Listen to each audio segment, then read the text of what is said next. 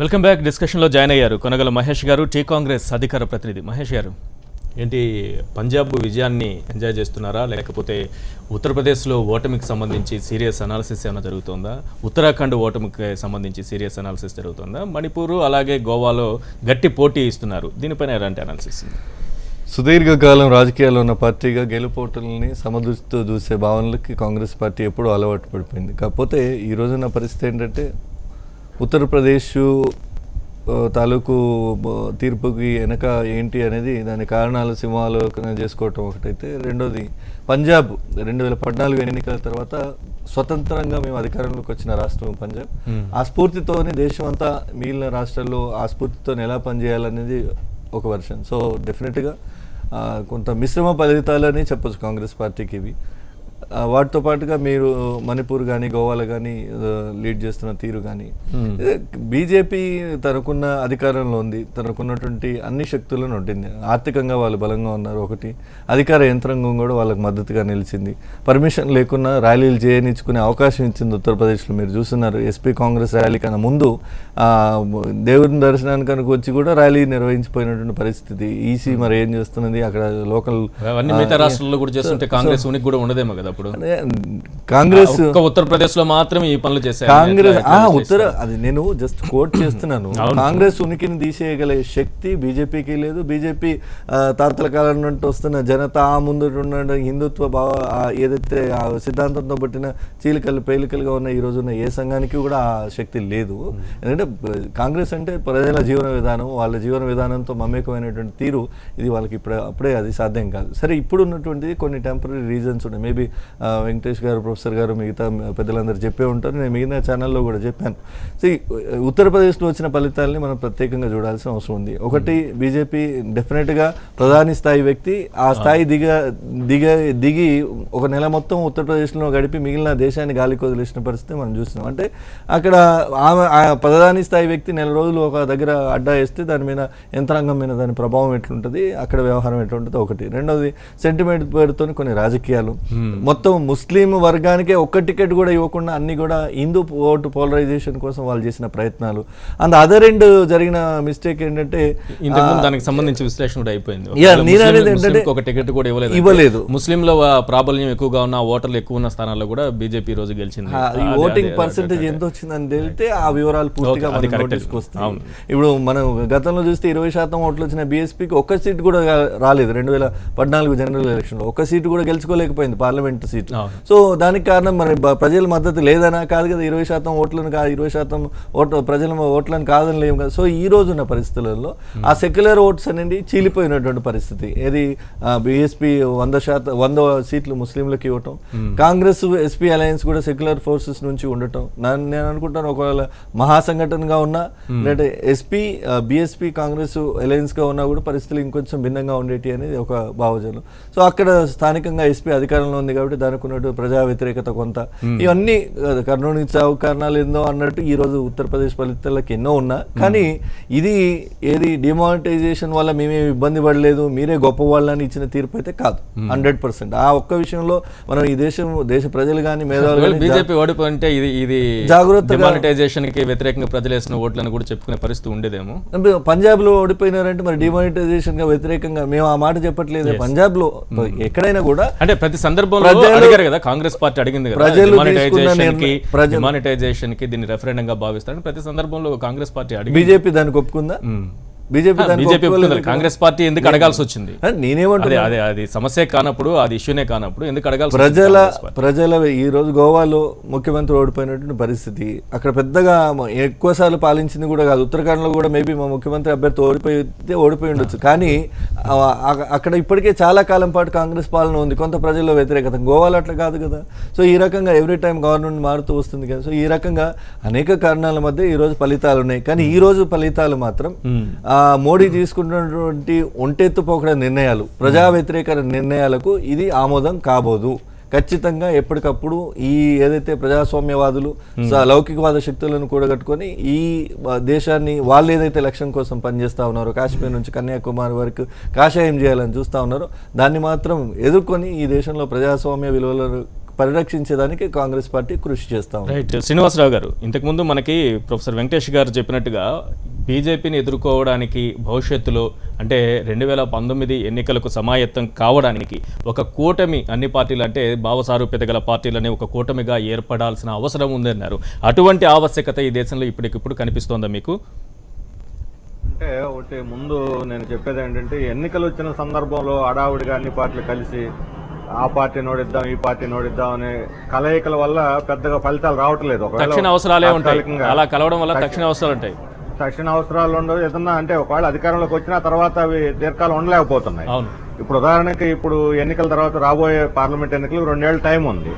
ఇప్పుడు సెక్యులర్ పార్టీలైనా వామపక్ష పార్టీలైనా ఒక ప్రజలకి వాళ్ళు పడుతున్న ఇబ్బందుల మీద ఒక ఉమ్మడి కార్యక్రమం తీసుకుని ప్రజలను కదిలిస్తే ప్రజల్లో నుంచి ఆ ప్రత్యామ్నాయం వస్తే వాళ్ళు నిలబడి ఎదుర్కొంటారు, బీజేపీని ఓడిస్తారు తప్ప. లేకపోతే అర్థమెటిక్స్ మ్యాథమెటిక్స్ మీద నీకు 10% ఉంది, నాకు 5% ఉంది, ఇంకొక 10%, అందరం కలిసి 40% అవుతాయి, వాళ్ళకి 20% ఉన్నాయని ఈ లెక్కలు చెప్పుకుంటే ఈ అర్థమెటిక్స్ పనిచేయట్లేదు. గత ఎన్నికల్లో పనిచేయలేదు, ఇప్పుడు పనిచేయలేదు, రేపు కూడా పనిచేయవు అర్థమెటిక్స్. కాబట్టి ప్రజల్లో నుంచే ప్రత్యామ్నాయం రావాలంటే మనం ఇప్పటి నుంచే ఉమ్మడిగా ఒక కార్యక్రమం ప్రాతిపదిక మీద చేయాలి. కాంగ్రెస్ దగ్గర అలాంటి కార్యక్రమం లేదు, అదే అసలు సమస్య. ఎందుకంటే కాంగ్రెస్ ప్రత్యామ్నాయం ఇవ్వలేకపోయింది కాబట్టి బీజేపీ రోజు ముందుకు వచ్చింది ఫోర్స్గా. కాంగ్రెస్ మన్మోహన్ సింగ్ విధానం నుంచి విడగొట్టుకుంటేనే కాంగ్రెస్ ఒక గుర్తింపు కూడా నిలబడదు, లేకపోతే ఇప్పుడు ఉన్న పార్టీ ప్రవణాది కూడా జరిగిపోద్ది. కాంగ్రెస్ ఒక ప్రత్యామ్నాయ ప్రాంతీయ పార్టీలు బీజేపీని ఎదుర్కొనే ప్రత్యామ్నాయ శక్తిగా ఈ రోజు కాంగ్రెస్ పార్టీ కనిపించట్లేదా? లేదు, అటువంటి పరిస్థితి అడుగంటిపోతున్నది. అంటే ఇప్పుడు బలంగా వాళ్ళకు ఉండొచ్చు, ఓటింగ్ 20% 30% ఉండొచ్చు, కానీ క్రమంగా డైరెక్షన్ ఎట్లా ఉందంటే ట్రెండ్ కిందకి దిగజారిపోతుంది, గ్రాఫ్ కిందకు వస్తుంది, పైకి పోవట్లేదు. కారణం ఏంటంటే మోడీకి ప్రత్యామ్నాయం ఇవ్వగలిగేది మోడీ మన్మోహన్ సింగ్ విధానాలు కాదు. ఎందుకంటే మన్మోహన్ సింగ్ విధానాల మీద అసంతృప్తితోనే మోడీని ఎన్నుకున్నారు. మోడీ అంతకన్నా స్పీడ్ గా రిఫార్మ్స్ అమలు చేస్తా ఉన్నాడు. కాబట్టి మోడీ మన్మోహన్ సింగ్ విధానాల నుంచి కాంగ్రెస్ విడగొట్టుకోవాలి. ముందు వాళ్ళకు వేరే కార్యక్రమం కావాలి, ప్రజలకు అనుకూలమైంది. గత చరిత్రలో ఇందిరాగాంధీ అనుభవం కూడా అదే చెబుతుంది 70లో. ఇప్పుడు ఉన్నటువంటి పరిస్థితుల్లో వామపక్ష శక్తులైనా సెక్యులర్ శక్తులైనా ప్రజలను కదిలించి ప్రజల్లో నుంచి తీసుకొస్తే అది సస్టైన్ అవుద్ది. అటువంటి ఆల్టర్నేటివ్ ప్రజలకు కూడా కాన్ఫిడెన్స్ ఇస్తుంది, లేకపోతే కాన్ఫిడెన్స్ కూడా ఇవ్వలేము మనం. రైట్. కాంగ్రెస్ పార్టీకి సంబంధించి దాని గ్రాఫ్ ఈ రోజు కొంచెం అనుమానాలు కలిగిస్తున్నాయనేది శ్రీనివాసరావు గారు చెబుతున్నటువంటి విషయం. బీజేపీకి ఒక ప్రత్యామ్నాయంగా కాంగ్రెస్ ఈ రోజు కనిపించట్లేదా దేశంలో? ఎవరు అవునన్నా కాదన్నా బీజేపీకి లేదు, ఈ దేశ ప్రజానికానికి ఆల్టర్నేటివ్ అండ్ డెమోక్రటిక్ పాలిటిక్స్ అందించే శక్తి, సత్తా, అనుభవం, అంత బలము ఉన్నది కాంగ్రెస్ పార్టీకి. ఇప్పుడు ఈ 5 రాష్ట్రాల్లో ఎన్నికలు జరుగుతున్నాయి. మనం ఎంతసేపు బీజేపీ కాంగ్రెస్ గురించి మాట్లాడుతున్నాం కానీ మిగతా పార్టీల గురించి మాట్లాడే పరిస్థితి లేదు. సరే, ఇప్పుడు నేను పార్టీల పేరు చెప్తే వాళ్ళకి కొంచెం ఇదిగా ఉంటుంది. కాబట్టి ఏదేమైనా నేను అనేది ఏంటంటే ఒక సమోన్నత లక్ష్యాలతో వాళ్ళు కూడా 2004లో మాతో జతకట్టింది, ఒక కామన్ మినిమం అండర్స్టాండింగ్తో జతకట్టింది. తర్వాత న్యూక్లియర్ విషయంలో వాళ్ళు దూరం అయిపోయినటువంటి పరిస్థితి. ఇప్పుడు అదే న్యూక్లియర్ ఆనాడో ఏ డిమాండ్లతో వాళ్ళు వెళ్ళిపోయినరో దానికన్నా దిగజారి మన దేశానికి నష్టం చేసే ఒప్పందం చేసుకుంటే కమ్యూనిస్ట్ పార్టీలు ఎక్కడ ప్రొటెస్ట్ చేసినాయో నాకు కనబడతలేదు. ఏది మోడీ గారు చేసుకున్నారు, అమలు అవుతున్నది అది. సో ఈ రకంగా ప్రతి అంశాల విషయంలో అందరినీ కలుపుకొని పోయే బాధ్యత కాంగ్రెస్ పార్టీ మీద ఉన్నది. భవిష్యత్తులో ఈ రకమైనటువంటి విచ్ఛిన్నకరణ ధోరణి, విధ్వంసకరమైనటువంటి పాలన లేదు. నాగపూర్ ఆర్ఎస్ఎస్ కార్యాలయ కేంద్రంగా రిమోట్ కంట్రోల్తో నడిచే మోడీ లాంటి వ్యక్తులు ఈ దేశాన్ని కార్పొరేట్ శక్తుల చేతుల్లో పెట్టి ఈ దేశాన్ని తెగనమ్మకు ముందు కట్టబెట్టక ముందే మనం కొంత ముందుకు పోవాల్సిన అవసరం అయితే ఉన్నది. దానికి కలిసి వచ్చే శక్తులందరినీ కలుపుకోవడానికి కాంగ్రెస్ ద్వారాలు ఎప్పుడు తెరిసే ఉంటాయి, దానికి ఏం లేదు. మీరు మాట్లాడుతున్న దాంట్లో క్లాస్ స్ట్రగుల్ ఏదైతే కార్మికులు, సామాన్య మధ్యతరగతి పేద వర్గాల కోసమే కాంగ్రెస్ ఇన్ని రోజులు పనిచేసింది. వాళ్ళ అభ్యున్నతి కోసం పాటుపడేటప్పుడు అందరూ కలిసి రావాల్సిన అవసరం అయితే ఉంది. కానీ ద్వారాల్లోకి ఏ పార్టీలు వచ్చే అవకాశం ఉంది? ఆ ప్రయత్నాలు ఏమైనా జరుగుతాయా? భవిష్యత్తులో జరగాల్సిన అవసరం ఉందా? కాంగ్రెస్ ఏకైక పార్టీగా పోరాడే అవకాశం ఉంది. ఎవరు కలిసి వచ్చినా కలిసి రాకపోయినా కాంగ్రెస్ కొట్లాడుతుంది ఏ విషయంలో. ఇప్పుడు ల్యాండ్ అక్విజిషన్ ఆర్డినెన్స్ తీసుకొచ్చింది. గతంలో తీసుకొచ్చిన చట్టం చాలా గొప్పది. ఈవెన్ కమ్యూనిస్ట్ పార్టీలు సైతం పొగిడినటువంటి చట్టం అది. దానికి తూట్లు పొడిచి ఆర్డినెన్స్ ద్వారా దొంగదారిన దానికి సవరణలు చేయాలని చూసింది. దాన్ని వ్యతిరేకిస్తూ మొత్తం దేశం అంతా తిరిగింది కాంగ్రెస్ పార్టీ కదా. సో ఎవరు కలిసి వచ్చినా కలిసి రాకపోయినా సామాన్యుడి అవసరాల కోసం, రైతుల అవసరాల కోసం, నిరుద్యోగుల, శ్రామికుల, ఉద్యోగుల అవసరాల కోసం కాంగ్రెస్ పార్టీ పోరాడుతూనే ఉంటుంది. అందరూ కలిస్తే ఇంకా కొంచెం మహోద్రమైతే ఉద్యమం చేయడానికి అవకాశం ఉంటుంది. ఎందుకంటే కార్పొరేట్ శక్తులు శక్తులు ఆడిస్తున్నటువంటి కీలు బొమ్మలు ఈరోజు దేశాన్ని దేశ విధానాలను ఇన్ఫ్లుయెన్స్ చేస్తున్న టైంలో మనందరం సంఘటితం కావాల్సిన అవసరం అయితే ఉంది. ఇదే ఉత్తరప్రదేశ్ ద్వారా మనం నేర్చుకోవాల్సిన పాఠం అని నేను అన్ని పార్టీలకు చెప్తున్నా. At the same time Congress పార్టీలో కూడా దీనికి సంబంధించిన అంశాల మీద లోతైన సింహాలోకన చేసుకునే అవకాశం అయితే ఉంటుంది పార్టీ అంతర్గత. వెంకటేష్ గారు, కాంగ్రెస్ పార్టీ గ్రాఫ్కి సంబంధించి ఏం మాట్లాడారు? 2014 సార్వత్రిక ఎన్నికల తర్వాత అనేక రాష్ట్రాల్లో జరిగినటువంటి ఎన్నికలు, ఇప్పుడు జరిగినటువంటి 5 రాష్ట్రాల ఎన్నికలు, ఇవన్నీ చూసుకున్న తర్వాత కాంగ్రెస్ పార్టీ గ్రాఫ్ ఏ రకంగా కనిపిస్తోంది? ఒకటి వాళ్ళ ఉత్తరప్రదేశ్లో కానీ ఇతర రాష్ట్రాల్లో కానీ ఓన్లీ ఉత్తరప్రదేశ్ పరిమితం చేసి చూడకుండా మనం ఓవరాల్ గా మాట్లాడుకుందాం. ఆ విషయానికి వస్తాం. ఇప్పుడు ఒక కీలకమైనటువంటి ప్రతిపక్ష పార్టీగా కాంగ్రెస్ పార్టీ దేశ రాజకీయాల్లో చాలా కీలకమైనటువంటి పాత్ర నిర్వహించాల్సి ఉంటుంది. బీజేపీతో రాజకీయ పార్టీలు అన్నింటినీ కూడా కలుపుకొని రావడం అనేటువంటి అదొక పాత్ర అయితే, రెండవది వచ్చేసి ఉత్తరప్రదేశ్ లాంటి రాష్ట్రంలో ఇప్పుడు వచ్చేసి రాకేష్ రెడ్డి చెప్పాడు, ఈ అఖండ మెజార్టీ వచ్చేసి పెట్టుబడికి చాలా అనుకూలంగా ఉంటుంది. అంటే ఉత్తరప్రదేశ్ ప్రజానికం వచ్చేసి నీకు పెట్టుబడిదారులకు అనుకూలమైనటువంటి తీర్పు ఇచ్చారా, లేదంటే ఆ రాష్ట్రంలో వచ్చేసి గత కొన్ని దశాబ్దాల పాటు సామాజిక అభివృద్ధి, మానవాభివృద్ధి అనేటువంటిది బాగా వెనుకబడిపోయినటువంటి రాష్ట్రం అది. ఆ సామాజిక తర్వాత మానవాభివృద్ధి కొరకు కృషి చేసే రాజకీయ పార్టీ ఉంటుందా, లేదంటే మీరు రామజన్మభూమిని కట్టించడం ప్రయారిటైజ్ చేస్తారా, అక్కడ ఉన్నటువంటి పేద ప్రజానీకానికి వచ్చేసి ఏ కనీస అవసరాలు అనేటువంటి చేరుతున్నాయి లేనటువంటి మానిటర్ చేసి ఒక చెక్కు పెట్టే రాజకీయ పార్టీగా చేస్తామనేటువంటి అదొకటి అయితే, రెండవది వచ్చేసి మిగిలిన రాష్ట్రాల్లో కూడా దేశవ్యాప్తంగా కూడా దేశ రాజకీయాల్లో అంటే భారతదేశము రాజకీయాలు ఇవాళ ఏం చెప్తుందంటే ఒక రకంగా వచ్చేసి ఈ కుటుంబ రాజకీయాలు లేదా కుల రాజకీయాలు ఆ విషయానికి వస్తే భారతీయ జనతా పార్టీ కూడా మత రాజకీయాలతో ప్రారంభమైంది. 1990 దశకంలో మండల్, మందిర్, మసీద్ అనేటువంటి ఇష్యూతో ముందుకు వచ్చినటువంటి రాజకీయాల నుంచి ఇవాళ గత 10-15 ఏళ్ళుగా there has been a shift. అంటే ఈ మార్కెట్ పాలిటిక్స్ కానీ, రిలీజియస్ పాలిటిక్స్ కానీ, కాస్ట్ సెంట్రిక్ పాలిటిక్స్ నుంచి డెవలప్మెంట్ అండ్ గవర్నెన్స్ అనేటువంటి పాలిటిక్స్ వైపు షిఫ్ట్ అనేది జరుగుతుంది. ఎంతవరకు భారతీయ జనతా పార్టీ లేదా నరేంద్ర మోడీ ప్రభుత్వం కేంద్రంలో కానీ ఇతర రాష్ట్రాల్లో కానీ ఎంతవరకు అభివృద్ధి పరిపాలన కేంద్ర బిందుగా తీసుకొని ముందుకెళ్తున్నాం అనేటువంటి దాన్ని చెక్కు పెట్టడానికి వచ్చేసి కాంగ్రెస్ పార్టీ నిర్వహించినటువంటి పాత్ర చాలా ఉంది. అదేవిధంగా వచ్చేసి దేశంలో చాలా చిన్న చిన్న పాత్ర ఉంది, బలం ఉందా? బలం లేదు. అయితే ఇప్పుడు 1947 నుండి దేశానికి స్వతంత్రం వచ్చినప్పటి నుంచి కూడా ఇప్పటి వరకు కూడా కాంగ్రెస్ పార్టీలో ఉన్నటువంటి ఫేసెస్ ఎవరు, వాళ్ళ నాయకత్వం ఏంటి, వాళ్ళ సామాజిక ఆర్థిక పునాది ఏంటి? 1947లో రాజకీయ దేశానికి స్వతంత్రం వచ్చినప్పుడు కాంగ్రెస్కి సపోర్ట్ చేసినటువంటి వాళ్ళే ఇవాళ 2017లో కూడా అదే కుటుంబాలకు చెందినటువంటి వాళ్ళు ఉన్నారు. కొత్త నాయకత్వానికి, నూతన సామాజిక వర్గాలకు అనేటువంటి వాళ్ళకు ఎక్కడైనా చేసి స్పేస్ ఇచ్చావా? కొత్త నూతన సామాజిక వర్గాలకు స్పేస్ ఇవ్వకపోవడం వల్లే ఇవాళ భారతీయ జనతా పార్టీ వచ్చింది, ఇతర రాజకీయ పార్టీలైన కాంగ్రెస్కి ప్రత్యామ్నాయ పార్టీలు అనేటువంటిది ఉనికిలోకి వచ్చాయి. ఉదాహరణకు అదే ఉత్తరప్రదేశ్లోనే సమాజ్వాదీ పార్టీ కానీ బహుజన సమాజ్ పార్టీ ఎవరికి ఆధిపత్యాన్ని సవాల్ చేస్తూ ముందుకు వచ్చాయి? కాంగ్రెస్ ఆధిపత్యాన్ని సవాల్ చేస్తూ ముందుకు వచ్చినటువంటి పార్టీలే ఇవాళ కాంగ్రెస్ పార్టీతో పొత్తు కుదుర్చుకుంటున్నాయి. అంటే దాని అర్థం ఏంటి?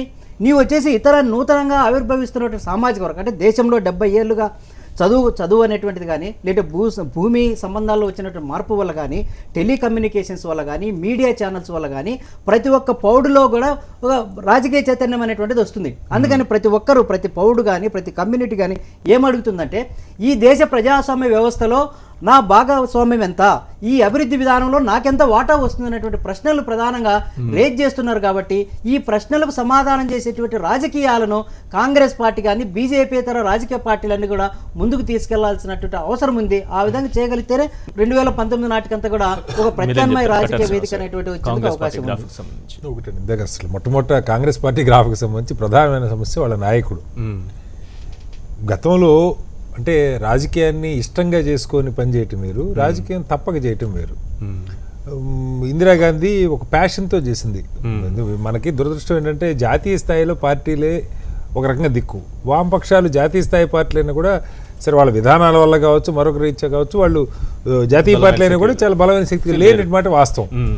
సో జాతీయ స్థాయి పార్టీలు బలంగా ఉండటం దేశానికి అవసరం, లేకపోతే మరింత ప్రాంతీయ పార్టీలు అసలు ఉండద్దని నేను అనగానే ప్రాంతీయ పార్టీలు కొన్ని సందర్భాల్లో తీసుకున్న నిర్ణయాలు చాలా లోకల్ సెంట్రిక్గా ఉంటున్నాయి, దాని దేశానికి నష్టం చేస్తా ఉన్నాయి. సో ఆ రకంగా చూస్తే జాతీయ పార్టీలు బలంగా ఉండడం తప్ప మరొక ప్రత్యామ్నాయం లేదు. మరి బలంగా ఉండాల్సిన జాతీయ పార్టీ నిజంగానే మహేష్ గారు చెప్పినట్టు కాంగ్రెస్ పార్టీ చాలా చరిత్ర ఉంది, 100 ఏళ్ల చరిత్ర ఉంది, కొంత మంచి నాయకత్వం పనిచేశారు.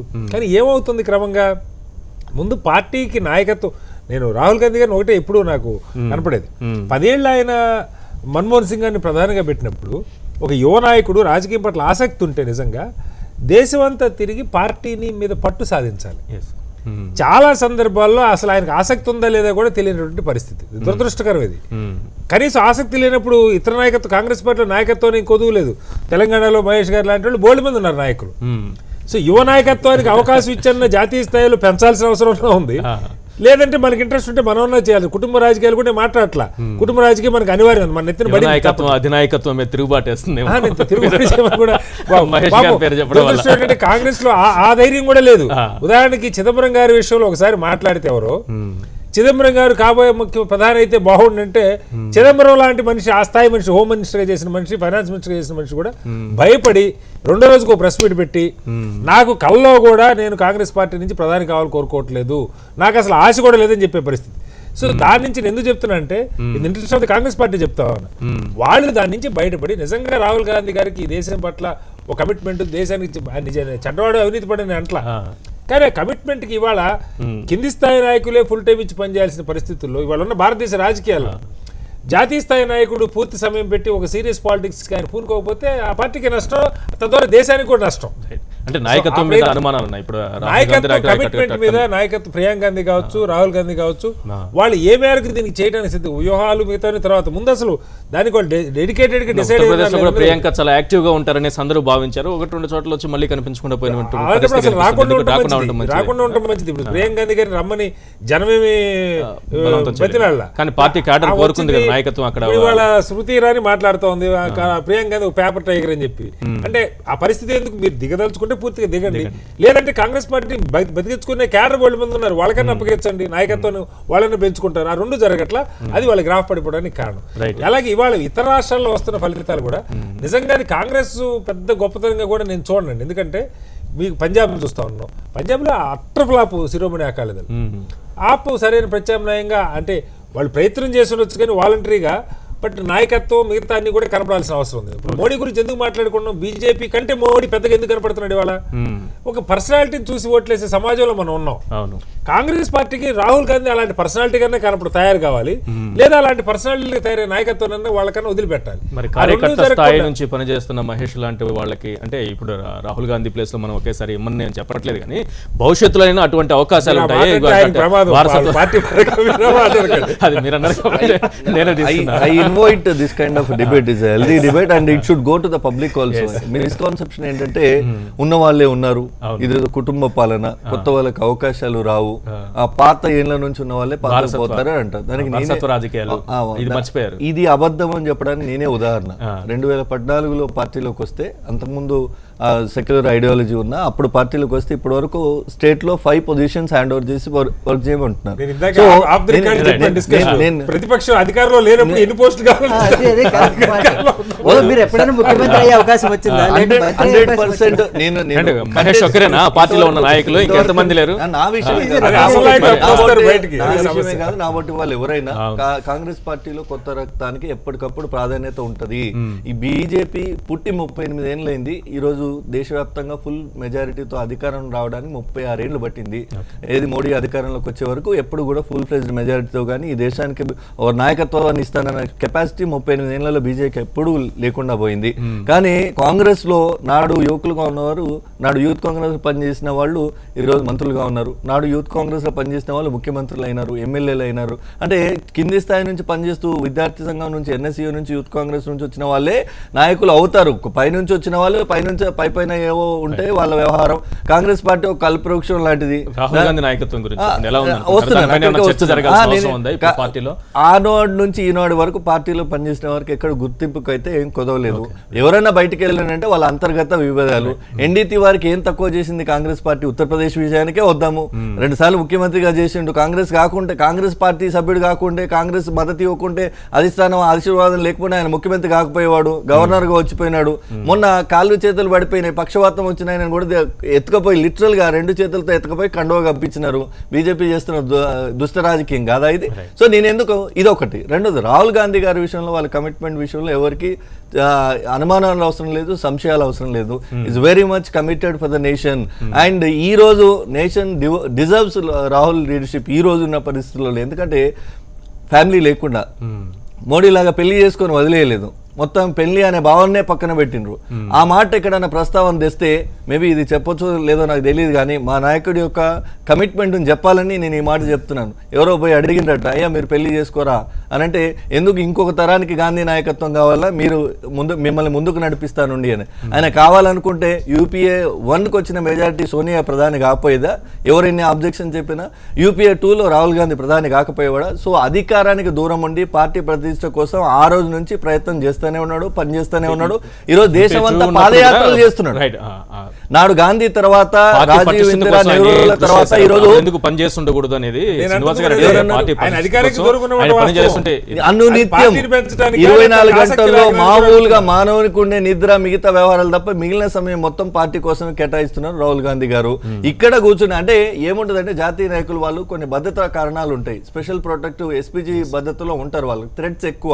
సో అట్లనే ఈ దేశంలో కాంగ్రెస్ పార్టీ కానీ, వ్యక్తిగతంగా వాళ్ళ కుటుంబం కానీ, రాజీవ్ను కోల్పోయినాము, ఇందిరాగాంధీ గారిని కోల్పోయినాము, ఈవెన్ గాంధీని కూడా కోల్పోయినటువంటి పరిస్థితి. ఆ పరిస్థితులలో అందరూ తిరిగినంత పబ్లిక్గా తిరగరు. కానీ మోడీ లాగా విదేశాల్లో గాల్లో మాత్రమే పర్యటనలు చేయడు, పాదయాత్రలు చేసి కింది స్థాయిలో పార్టీని పటిష్టం చేయడానికి రాహుల్ గాంధీ గారు సమ్మద్దమై ఉన్నారు. మొన్న కల్కటోరాలో జరిగిన మీటింగ్లో కూడా చాలా స్పష్టమైన దిశానిర్దేశం చేసింది. ఆ రోజు జరిగింది మామూలు మీటింగ్ అని నేను అనుకుంటా. 2019 ఎన్నికలకు కాంగ్రెస్ సన్నాహక మీటింగ్ అని చూడాలి. అంటే ఆ రకమైనటువంటి మెసేజ్ ఆ రోజు పంపినటువంటి పరిస్థితి. పైనుంచి కింది వరకు ఏదో పార్టీని వదిలిపెట్టి పోవాలనుకున్న వాళ్ళే రాహుల్ని విమర్శిస్తుండొచ్చు, కానీ పార్టీ ప్రతిష్ట కోసం ఉండి ఈ దేశంలో విలువల, నాడు స్వాతంత్రం తెచ్చిన పార్టీకి ఈ రోజు విలువల కోసం కొట్లాడుతున్న పార్టీగా, ప్రజాస్వామ్య పరిరక్షణకు పాటుపడుతున్నటువంటి పార్టీగా, పార్టీ ఐడియాలజీ నమ్మిన వాళ్ళు ఎవరు కూడా రాహుల్ నాయకత్వమైన విమర్శ చేసే పరిస్థితి లేదు. 100% is dedicated his life for the nation. Right. Pentapati Pullarao గారు రాజకీయ విశ్లేషకులు మనతో పాటు జాయిన్ అయ్యారు ఢిల్లీ నుంచి.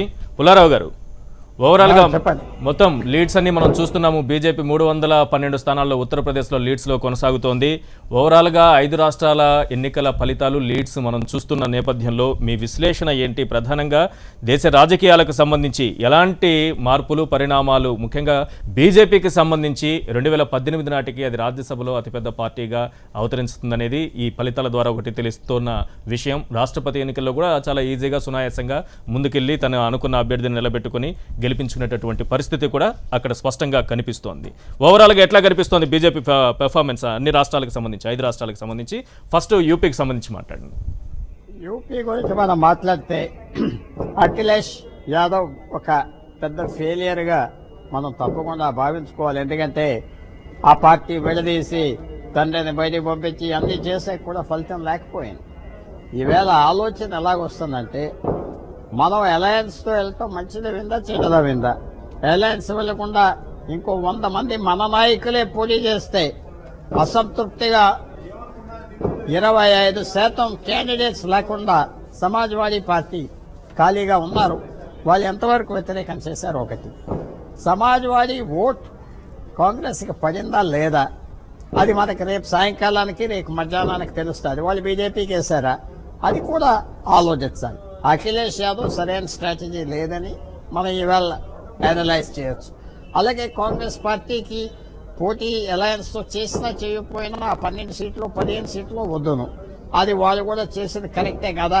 ఆ కాంగ్రెస్ నాయకులేంటి, ప్రజలేంటి, మీడియా ఏంటి, కొన్ని రోజుల్లో ఒక ఆలోచన, ఒక నిర్ణయం వస్తుంది. ముఖ్యంగా బీఎస్పీకి మాత్రం ఫ్యూచర్ లేదు. ఫ్యూచర్ లేదంటే సీట్లు రాలేదు, 20 వచ్చినాయి 15 వచ్చినాయి అని కాదు.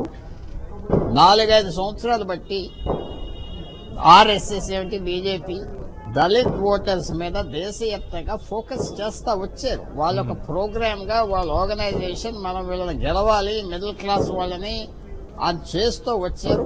అందరూ అనుకున్నదే ఒక సెక్షన్ దళిత్స్ పూర్తిగా బీజేపీకి ఒక సెక్షన్ 2014 నుంచి వెళ్ళటం మొదలుపెట్టారు. ఆ ప్రయాణం సాగుతూ ఉన్నది. తప్పకుండా ఈవేళ బీజేపీకి గవర్నమెంట్ ఫామ్ అవ్వకుండా ఉంటే మోడీ ఓడిపోయాడు, మోడీ తగ్గిపోయాడు మనమే అందం. కాబట్టి ఈవేళ విజయం సాధించారు కాబట్టి గ్రేస్ఫుల్గా తప్పకుండా ఏ అంశాలు ప్రధానంగా బీజేపీ ఇంతటి ఘన విజయానికి దోహదం చేశారనుకోవచ్చు? వాళ్ళ వ్యూహాలు ఏ రకంగా కనిపించాయి మీకు ఉత్తరప్రదేశ్లో? ఎలక్షన్ టైం స్టార్ట్ అయినప్పుడు చాలా బాగా గాలి అనేది అఖిలేష్ కొద్దిగా ఉన్నది. అంటే 300 సీట్లు వస్తాయి, 200 వస్తాయని కాదు, 100, 150 ఒక పాజిటివ్ గాలి ఉన్నది. మీరు మన దేశంలో ప్రపంచవ్యాప్తంగా కూడా ఒక విషయం జరుగుతుంది. డొనాల్డ్ ట్రంప్ ఎలక్షన్ ఏంటి, ఎక్కడ ఏమున్నా మొబిలైజేషన్ జరిగితే, అంటే ఒక కమ్యూనిటీ మొబిలైజ్ అవి, ఒక కాస్ట్ మొబిలైజ్ అవుతే మిగతా వాళ్ళంతా కౌంటర్ మొబిలైజేషన్ చేయటం జరగటం మొదలుపెట్టారు 2014 నుంచి. మనం చూసింది ఏమిటి, ఒక 100 ఎమ్మెల్యేస్కి ఇచ్చిన సీట్లు 400 మందిలో మాయావతి ముస్లిమ్స్, వాళ్ళకి వేయాలి ఓటు, వీళ్ళకి వేయాలని అఖిలేష్ చెప్తాం, కాంగ్రెస్ చెప్తాం. ఇది కొన్ని సెక్షన్స్లో తప్పకుండా కోపం వచ్చి బీజేపీ తరఫున వెళ్ళారు. కౌంటర్ మొబిలైజేషన్ అనేది జరిగింది, లేకపోతే 40% ఓటు వస్తుందా అప్పుడు కూడా బీజేపీకి. తర్వాత ఇంకోటి కూడా రాజకీయంగా ఒక స్ట్రాటజీగా, ఒక టాక్టిక్స్గా ఒకే వ్యక్తి మీద ఫోకస్ అవి, ఒకే వ్యక్తిని క్రిటిసైజ్ చేసే కొద్ది ఆ వ్యక్తి పెద్ద తప్పులు చేయకుండా ఉంటే ఆ వ్యక్తికి చెడ్డ జరగదు, మంచి జరుగుతుంది. నరేంద్ర మోడీ మీద ఏ రోజైతే ప్రధానమంత్రి అయ్యాడో ఆయన తప్పులు చేయనిచ్చి ఆయన కొన్ని రోజులు వదలకుండా ఆయన వ్యతిరేక పార్టీలు ఊరుకునే విమర్శించి ఇలా తప్పు చేస్తున్నాడు, అతను సర్దుకుంటున్నాడు, దిద్దుకుంటున్నాడు, ఉపయోగం అవ్వలేదు కదా. నా అభిప్రాయం ఏంటంటే ఒక గవర్నమెంట్ ఎలక్ట్ అవ్వాక వాళ్ళని తప్పులు చేయనిచ్చే వరకు తప్పులు చేయనివ్వాలి. రోజు పరిశీలన చేసి క్రిటిసైజ్ చేసి నువ్వు గాడిలా ఇదా అదా అంటంలో కూడా ఆయనకి సాయం జరిగింది.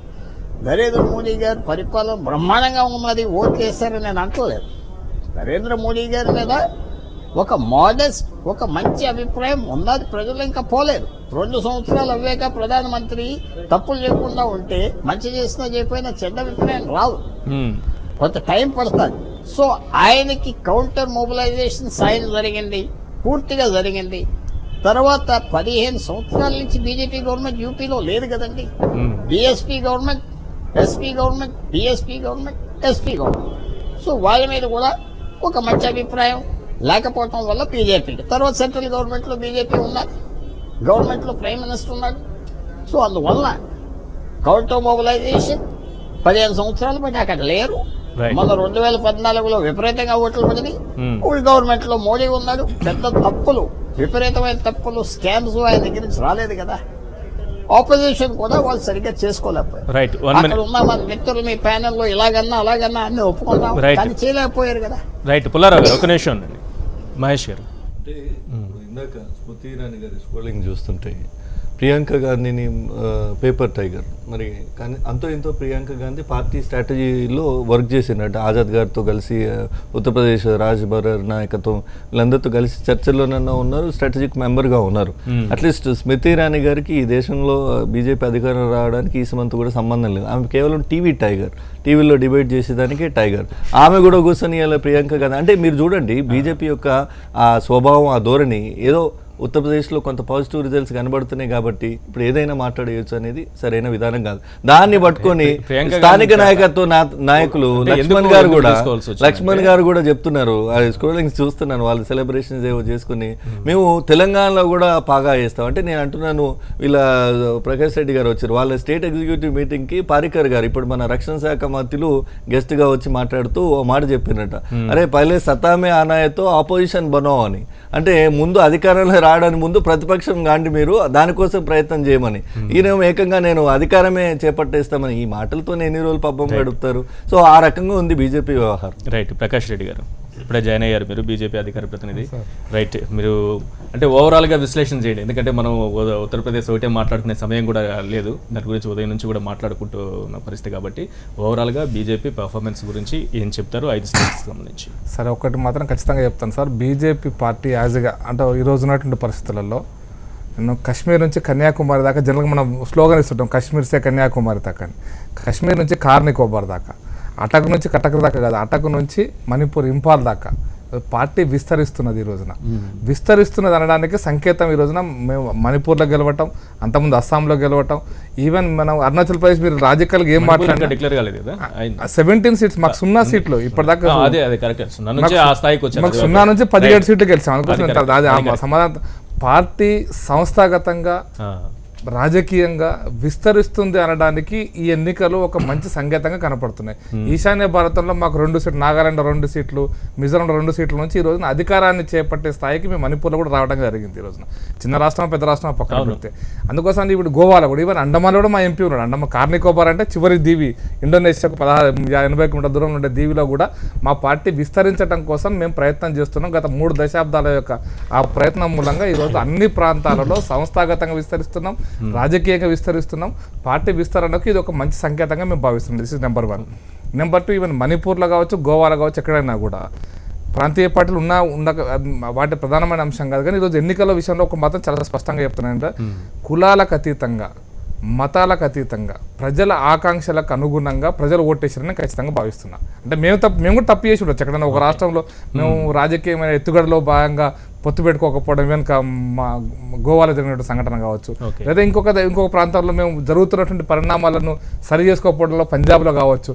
కానీ ఖచ్చితంగా ప్రజలు వాళ్ళ ఆకాంక్షల కోసమని ఓటేశారు తప్పిస్తే మతాలకు సంబంధించో కులాలకు అనుగుణంగానో మా కులం కాబట్టనో మా మతం కాబట్టనో ఈరోజు ప్రజలు ఓటేయలేనడానికి అన్ని రాష్ట్రాల ఎన్నికలు కూడా ఈరోజు మనకు కనిపిస్తున్నాయి. ఈవెన్ పంజాబ్లో కూడా అదే విశ్లేషణలో మనం ముందుకు పోయే అవకాశం మాత్రం ఖచ్చితంగా ఉంది. కానీ మణిపూర్లో కూడా క్రిస్టియన్స్ మెజారిటీ ఉన్నారు, మాకు ఓటేస్తారు అనుకున్నారు. కానీ మణిపూర్లో కూడా పరిస్థితి లేదు. గోవాలో క్రిస్టియన్స్ మెజారిటీ ఉంటారు, లేదా ఆంగ్లో ఇండియన్స్ మెజారిటీ ఉంటారు, మాకు ఓటేస్తున్నటువంటి భావజాలంలో కూడా చాలామంది ఆ విధంగా చర్చ చేశారు. బట్ గోవాలో కూడా ఆ పరిస్థితి లేదు. ఈ రోజున మొత్తం మీద దేశంలో మతాలకు కులాలకు అతీతంగా ప్రజలు సంక్షేమం కావచ్చు, అభివృద్ధి కావచ్చు, సామాజికమైన కోణం కావచ్చు, రాజకీయ కోణం కావచ్చు, ఆర్థిక కోణం కావచ్చు, అన్ని కోణాల్లో విశ్లేషించి స్పష్టమైనటువంటి మెజారిటీ, ఎవరికి మెజారిటీ ఇచ్చినా స్పష్టమైన మెజారిటీ ఇవ్వడం అనేటువంటిది ఒక మంచి పరిణామం. ఈవెన్ మణిపూర్లో ఓట్లు కూడా మత ప్రాతిపదికన ఓటేయలేదు. మణిపూర్లో కూడా, గోవాలో కూడా మత ప్రాతిపదికన ఓటేయలేదు. ఈవెన్ ఉత్తరప్రదేశ్ కూడా అటువంటి ఓటు జరగలేదు. పంజాబ్లో కూడా సిక్కులు కాబట్టి అంతా అకాలీదళకు ఓటేయాలన్న భావజాలం నుంచి కూడా బయటకు వచ్చినారు. కాబట్టి మతాలకు దూరంగా ప్రజలు ఓటేసినటానికి ఇది ఒక నిదర్శనం. కాబట్టి రాబోయే రోజులలో రాజకీయంగా ఇటువంటి అడుగుల ముందుకు పడాలని మాత్రం ఖచ్చితంగా అంటే నాకు ఒకటండి, వారు మా ప్రకాష్ రెడ్డి గారు మంచి మిత్రులు, వారిలాగా కమిటెడ్గా కొన్ని లక్షల మంది కార్యకర్తలు భారతీయ జనతా పార్టీ విస్తరణ కోసం పనిచేస్తున్నారు. వారి ఆనందానికి కూడా కారణం అదే. నాకు కూడా సంతోషం నిజంగా. అయితే పాయింట్ ఏంటంటే వారు ఒక ప్రకటన ఏమో కులాలకి మతాలకి అతీతంగా జనం ఓట్లేదు. ఎవరు గొప్పతనం అది? జనం గొప్పతనం, మీ గొప్పతనం కాదు. ఒక మాట నేను చెప్తున్నా. కానీ ఆ గొప్పతనాన్ని మీరు గుర్తించట్లా. ఇవాళ యూపీలో వారు అన్నది వాస్తవం. ముస్లింలు కూడా వాళ్ళకి ఓట్లేసి ఉండొచ్చు, ముస్లిం మహిళలు కూడా ఓట్లేసి ఉండొచ్చు. ఎందుకంటే మీరు తలాక్ మీద కాంగ్రెస్ కాస్త అటు ఇటుగా ఊగిసలాడినా మీరు ఒక స్పష్టమైన నిర్ణయం తీసుకుంటున్నారు. మీరు ముందే అసలు ఆ సమస్య రాకముందే మీరు దాన్ని ఎత్తుకున్నారు, ఒక డిస్ప్యూట్ క్రియేట్ చేశారు. అయినా కూడా సందర్భం కలిసి వచ్చింది, మీకు కలిసి వచ్చి ఉండొచ్చు. కానీ మీరేం చేశారు? జనం మీకు కులాలుగా మతాలుగా అతీతంగా మీకు ఓట్లేస్తారు, మీరు ఏదో చేస్తారని. కానీ మీరు అక్కడ ఓబీసీల్లో యాదవేతర ఓబీసీలు కావాలి, జాదవేతర దళితులు కావాలి, ముస్లింలు మనకు వద్దు, ముస్లింలకి 2 సీట్లు ఇస్తే 10 చోట్ల హిందువులు ఓట్లేరేమో, కాబట్టి దీన్ని పోలరైజ్ చేసుకుందాం. మీరు కులాలకు మతాలకు అనుకూలంగా మీరు రాజకీయాన్ని చేస్తా ఉన్నారు. దురదృష్టకరం ఇది.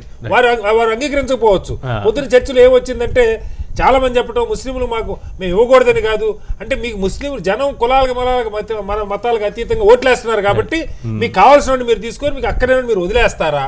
403 సీట్లు ఉన్నటువంటి రాష్ట్రంలో, 23 కోట్ల జనాభా ఉన్న రాష్ట్రం, 5 కోట్ల దగ్గర ముస్లింలు ఉన్నటువంటి రాష్ట్రంలో ఒక జాతీయ పార్టీ, అధికారులు ఉన్న పార్టీ సమాజానికి ఇవ్వాల్సిన సంకేతం ఇదేనా? దానికి సమాధానం చెప్తే చాలు. నాకు అంతకంటే వేరే ఏమో కోరుకోవట్లా. వాళ్ళు అధికారంలోకి వచ్చారు, వాళ్ళు బాగా చేయాలని నేను కోరుకుంటున్నా. జనం దానికి అతీతంగా ఓట్లేస్తున్నానికి నేను సంతోషపడుతున్నా. కానీ మీరు చేస్తున్న పని ఆ జనం చూపిస్తున్నటువంటి ఆ బ్రాడ్నెస్ కి వ్యతిరేకంగా మీది చాలా నేరోగా ఉంది, కుచించుకుపోయినట్టుగా ఉంది. అధికారమే లక్ష్యంగా ఉంది తప్ప మార్గంగా లేదన్నది నా భావన. ప్రకాష్ రెడ్డి నేనేమంటే సార్, ప్రజలు ఓటేశారు. మేము మా రాజ్నాథ్ సింగ్ గారు, మా కేంద్ర మంత్రి రాజ్నాథ్ సింగ్ గారు, మా కేంద్ర మంత్రి నఖ్వీ గారు కూడా ఈ విషయంలో మేము పునరాలోచన చేయాల్సిన అవసరం ఉందని ఎన్నికల కంటే ముందే, ఎన్నికల ఫలితాలు రాకముందు, ఎన్నికల పూర్తి స్థాయిలో చివరి దశ ఎన్నికలు కాకముందు కూడా నేనేమంటున్నా సార్, ఒక రికన్సైల్ చేసుకోవడం అనేది రాజకీయ పార్టీకి అవసరం. మేము ఎక్కడ పొరపాటు చేస్తే పొరపాటును రికన్సైల్ చేసుకుని దాని నుంచి ముందుకు పోవడం.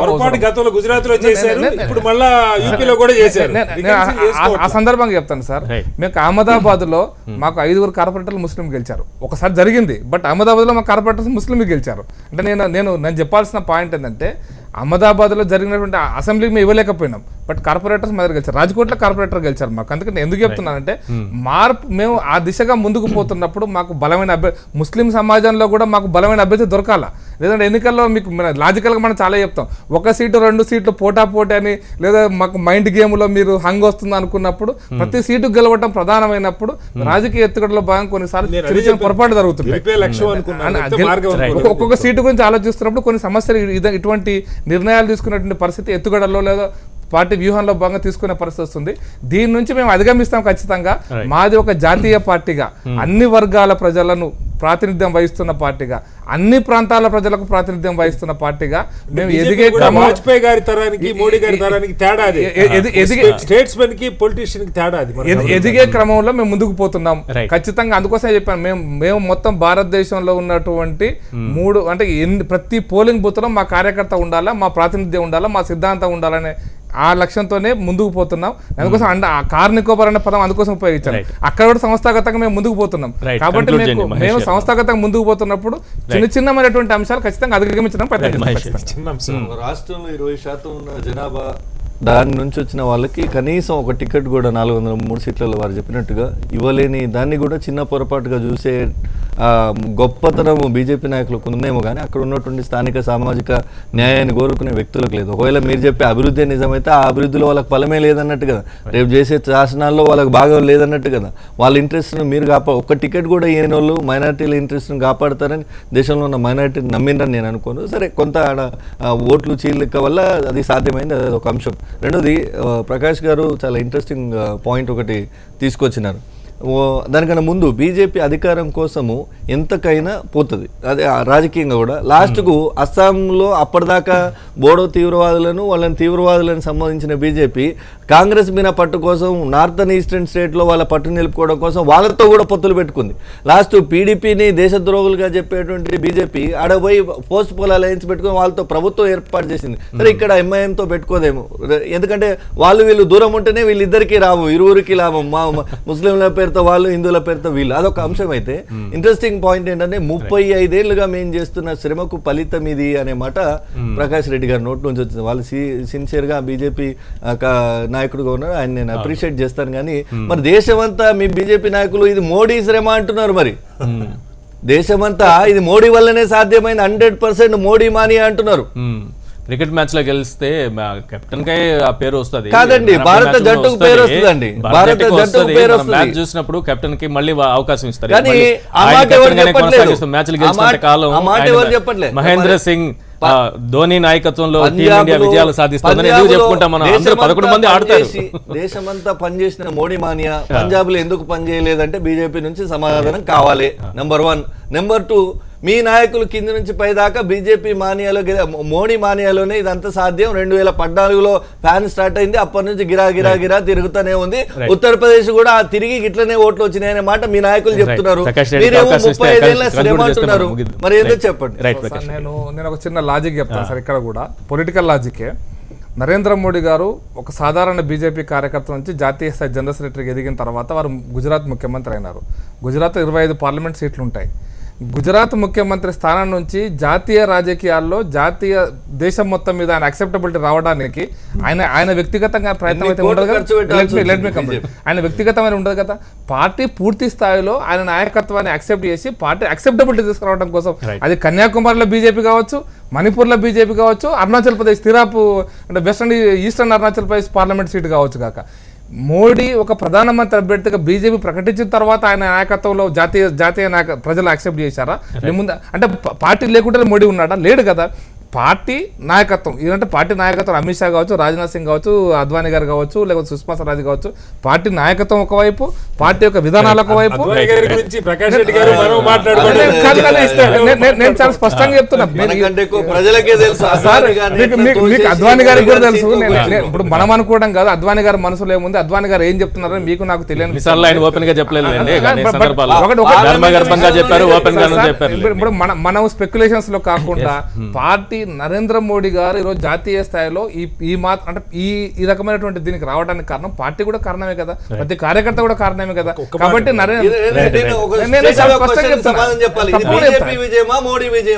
బీజేపీ మోడీ నాయకత్వంలోనే బీజేపీ విజయం, మోడీ నాయకత్వంలో చెప్తున్నారు. కార్యకర్తను అడిగితే ఇటుంటది అంటే వీళ్ళ పార్టీ రాహుల్ నాయకత్వం పనిచేస్తుందా, కాంగ్రెస్ పార్టీ మాత్రమే పనిచేస్తుందా పంజాబ్ లో? మేము అట్లా చెప్పలేదు కదా, చెప్పాల్సి వస్తే ఏం చెప్తారు? ప్రచారం చేసిండ్రు రాహుల్ విజయం, పార్టీ పనితీరు ఉంది, వీళ్ళు అట్లా అంటలేరు. గెలిస్తే మోడీ, కాదంటే పార్టీ బలహీనంగా ఉంది అంటున్నారు. అది కదా నేను చెప్పేది. గెలిచిన తర్వాత స్పష్టమైన విధానం చెప్తున్నా సార్, మోడీ నాయకత్వంలో ఉన్నటువంటి మా అమిత్ షా గారి గైడెన్స్ లో నడుస్తున్నటువంటి భారతీయ జనతా పార్టీ యొక్క విజయం. ఇప్పుడు ఇది డౌట్ మోడీ, మా నాయకుడు మోడీ ప్రధానమంత్రి అభ్యర్థి, మా అధ్యక్షుడు అమిత్ షానే, వారి నాయకత్వంలో పార్టీ నడుస్తుంది, వారి నిర్ణయాలు వారి వ్యూహాలు కూడా మా టీం నడుస్తుంది. కాబట్టి ఇది నేను మోడీ గారు ఇది బీజేపీ విధానమే కదా, ముస్లింలకు ఒక టికెట్ కూడా ఇవ్వకపోవడం. క్లారిటీ రావాలా, ముస్లింలకు 403 సీట్లలో ఒక టికెట్ కూడా ఇవ్వకపోవడం ఇది బీజేపీ విధానమే కదా, మీరు ఒప్పుకోవాలి. ఇప్పుడు శ్రీనివాస్ గారు 2 పాయింట్ చెప్తాను నేను. ఒకటి, ఒక వ్యక్తి దళితుడికి ఇవ్వలేదు, ఒక ముస్లింకి ఇవ్వలేదు, ముస్లిం కూడా ఇవ్వలేదు, సమాధానం చెప్పని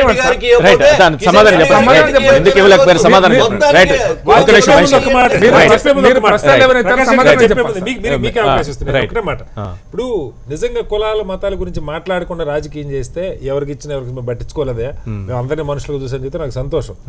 మోడీ గారిని బీసీ అని చెప్పి బ్రహ్మాండంగా వాడుకుంటాం. మోడీ గారిని ఒక బీసీ ముఖ్యమంత్రి అయ్యే ఒక ప్రధాని అయ్యేటువంటి అవకాశం, ఒక ఛాయ్ వాలా ప్రధాని అయ్యేటువంటి అవకాశం భారతీయ జనతా పార్టీ కాడిచి చెప్పుకునే మీరు ఇవాళ ముస్లింలకు మేము కులాలకు మతాలకు అతీతంగా మేము సీట్లు ఇవ్వకపోయినా వాళ్ళు ఓట్లేశారు. ఓట్లయితే వాళ్ళ గొప్ప తప్ప మీ గొప్ప. నేను ఇంకొక విషయం స్పష్టంగా సార్, మోడీ గారి నాయకత్వంలో భారతదేశంలో చాలా స్పష్టంగా పదం ఉపయోగిస్తున్నాను. అభివృద్ధి కార్యక్రమాలు కానీ, సంక్షేమ కార్యక్రమాలు కానీ, మతాలకు అతీతంగా, కులాలకు అతీతంగా మొత్తం 130 కోట్ల భారత ప్రజలకు మాత్రమే జరిగేటువంటి లబ్ధి పొందేటువంటి కార్యక్రమాలు జరుగుతాయి. నెంబర్ 1, ఒక వ్యక్తికి సీట్ ఇచ్చినంత మాత్రాన ఇక ముస్లిం సమాజాన్ని ఉద్ధరించినట్టు కాదు. ఒక వ్యక్తికి సీట్ ఇచ్చిన మాత్రం ముస్లిం సమాజం అంతా ఇక బాగా వెలిగిపోతుంది అవసరం కూడా లేదు. అయితే ముస్లిం సమాజం ఈరోజు గుర్తిస్తున్నది, బీజేపీ నాయకత్వంలో ఎన్డీఏ ప్రభుత్వంలో సంక్షేమ పథకాలు మాకు పూర్తి స్థాయిలో లబ్ధి పొందుతారనే విశ్వాసంతో మాకు ఓటేస్తున్నారు. క్రిస్టియన్ ఓటేస్తున్నారు, ముస్లిం ఓటేస్తున్నారు, దళితులు ఓటేస్తున్నారు, అన్ని వర్గాల ప్రజలు, ఈ వర్గం ఆ వర్గం కాబట్టి చాలా స్పష్టంగా చెప్తున్నారు. ముస్లిం పెద్ద చెప్తున్నాడు, నన్ను అడిగితే బీజేపీకి ఏ ముస్లిం నికారసైన ముస్లిం ఎవరైనా బీజేపీకి ఓటేసిందని నేను అనుకోవట్లేదు అంటే, ఎందుకంటే కనీసం వాళ్ళకి ప్రాతినిధ్యం ప్రధానమంత్రి అంటే భారతదేశం 130 కోట్ల ప్రధానమంత్రి, ముస్లింలకు కూడా ప్రధానమంత్రి, ఉత్తరప్రదేశ్ ముఖ్యమంత్రి లాగా తిరిగిండు కదా, దేశాన్ని ఉత్తరప్రదేశ్ కాదు రేపు దేశాన్ని గాలి కొదిలేయడం కూడా ఎత్తుగడ గాలి అనుకుంటారు. మీ నాయకుడు ఇంట్లో పడుకుంటే దేశాన్ని మీకు